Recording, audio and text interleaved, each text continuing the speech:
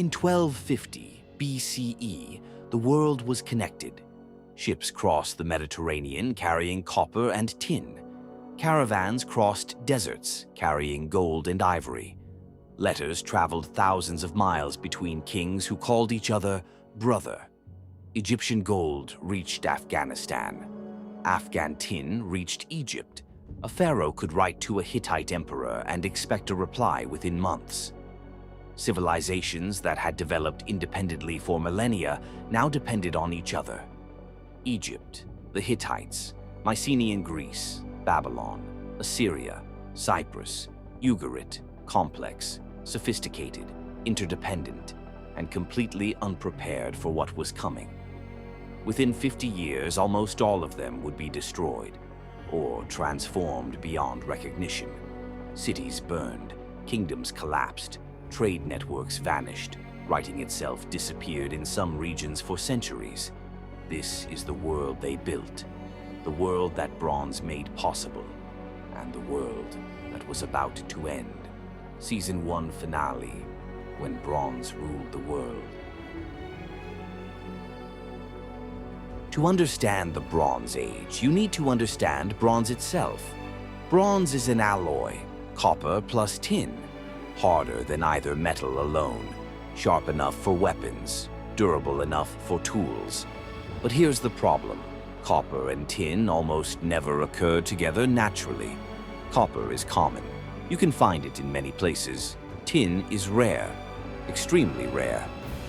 The major tin sources? Afghanistan, Cornwall in Britain, maybe Spain. That's it. Egypt had no tin. The Hittites had no tin. Mesopotamia had no tin. Greece had no tin. Think about that. Every bronze sword, every bronze tool, every bronze anything in Egypt depended on tin mined thousands of miles away. If the tin stopped flowing, the Bronze Age stopped. This wasn't optional trade, this was existential dependence. So trade networks emerged, had to emerge. Cyprus became crucial. The island is basically made of copper. The name copper comes from Cyprus. Tin flowed west from Afghanistan through middlemen. Cedar came from Lebanon, gold from Nubia, grain from Egypt, and everyone needed everything from everyone else. No civilization was self-sufficient. They'd grown beyond that. They'd specialized, optimized, and in doing so, they'd created a system where one broken link could collapse the entire chain. We have their letters, the Amarna Letters. Over 300 clay tablets found in Egypt, containing correspondence between the great powers, kings calling each other brother, negotiating marriages, complaining about gifts that weren't good enough, asking for gold, always asking for gold. "Send me much gold," writes the Babylonian king. "Gold is like dust in your country." This was diplomacy, international relations, 3,000 years before the United Nations. The great powers, they even had a term for it. Egypt, Hatti, the Hittites, Babylon, Assyria, Mitanni. Only these kingdoms could call their rulers brother to each other. Lesser kings were servants. There were rules, protocols, a hierarchy everyone understood. It wasn't peace. They still fought wars, but it was a system, and it worked. We've talked about Egypt. Now meet their rivals, the Hittites. Based in Anatolia, modern Turkey, the Hittites built an empire to rival Egypt. Their capital, Hattusa, was massive. Their army was feared. Their diplomacy was sophisticated. And they had a secret weapon, iron. The Hittites were among the first to smelt iron. They didn't share the technology. Iron weapons were Hittite weapons. This gave them an edge that terrified their neighbors. In 1274 BCE, Egypt and the Hittites fought the largest chariot battle in recorded history, Kadesh.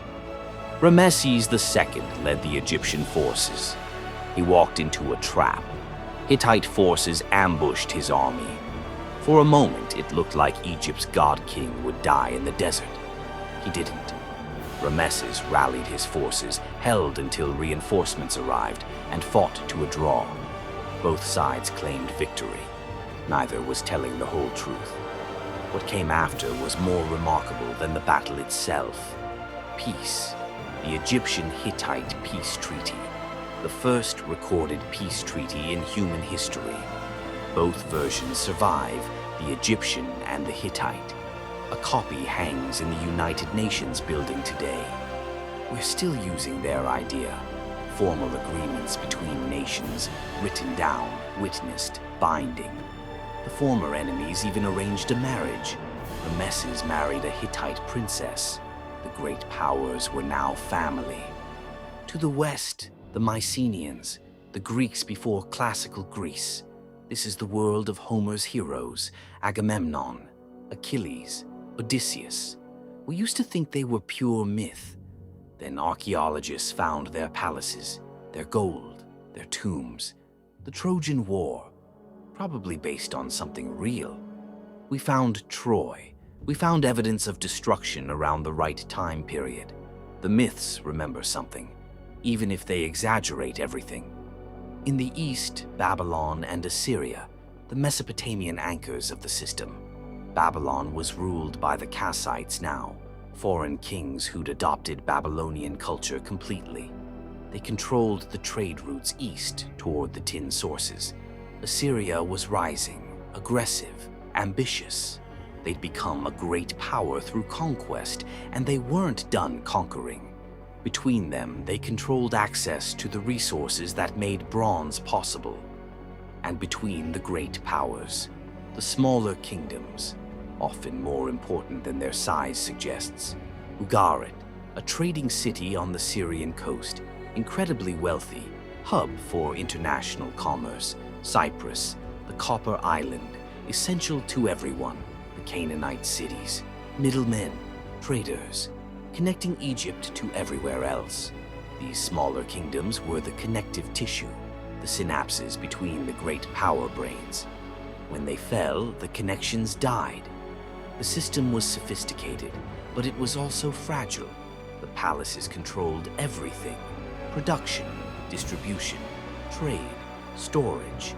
A farmer didn't sell his grain at market. He delivered it to the palace. The palace redistributed it. Efficient in good times, catastrophic in bad times. Because if the palace fell, the whole local economy fell with it. There was no backup system, no market to take over, just collapse. Around 1250 BCE, everything was working, trade flowed, diplomacy maintained balance. The great powers competed but didn't destroy each other. It had taken millennia to build this world. Egypt's 3,000 years of development, Mesopotamia's 4,000 years, the Hittites' rise to power, Greece's palaces, all of it connected, all of it dependent on each other, all of it about to burn. The first crack, climate. Around 1200 BCE, the climate shifted. Again. Sound familiar? Pollen records show it. Tree rings show it. A prolonged drought hit the eastern Mediterranean, the same pattern that destroyed Akkad 1,000 years earlier, the same kind of shift.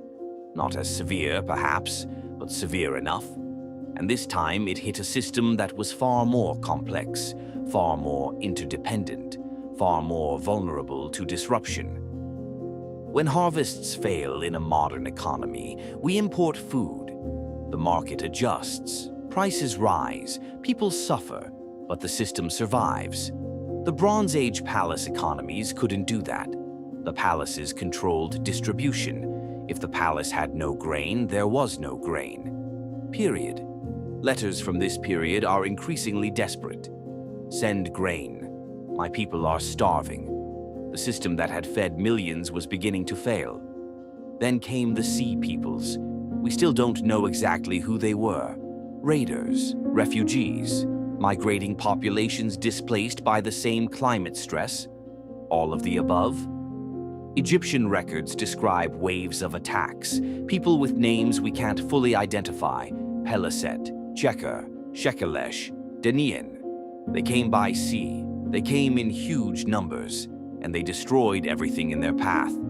The Peliset? Probably the Philistines of the Bible.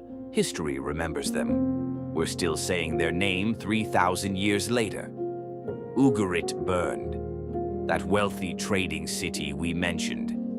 Destroyed so quickly that letters were left in the kiln, never sent. One of those letters reads, "Enemy ships have been seen at sea.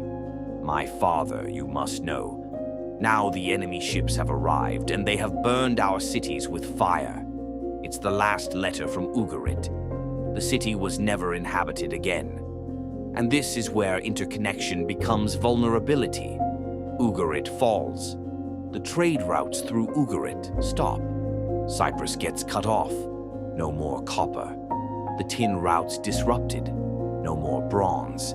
Each collapse made the next one more likely. Each severed connection weakened everyone who depended on it. The system wasn't failing in one place. It was failing everywhere, simultaneously, because it was all connected. The thing that made them strong was making them fall together. The Hittite Empire, gone, completely. Their capital Hattusa destroyed and abandoned.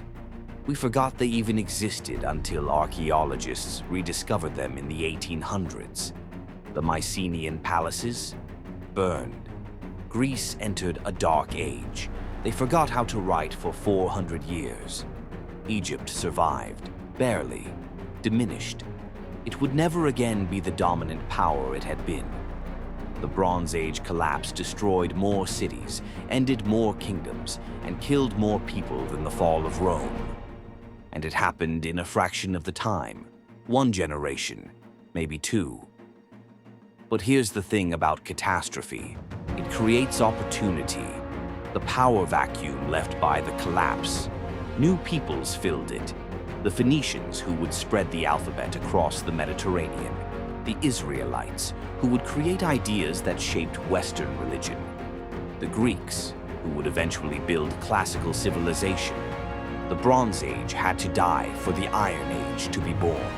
The palaces had to burn for the city-states to rise. Sometimes destruction is just transformation with a terrible cost. We started this season in Sumer, where writing began, where cities first rose, where civilization invented itself. We watched Sargon build the first empire, watched it fall, watched Egypt rise from the Nile, build pyramids, conquer an empire of its own. Watched the great powers find each other, trade with each other, fight each other. And now we've seen the world they built, complex, sophisticated, connected, and doomed. The Bronze Age collapse is one of history's greatest mysteries. Climate change, sea peoples, internal rebellion, systems failure, probably all of them, interacting, amplifying each other, creating a cascade that no single kingdom could stop. Season 2, the collapse. What actually happened? Who survived? Who didn't?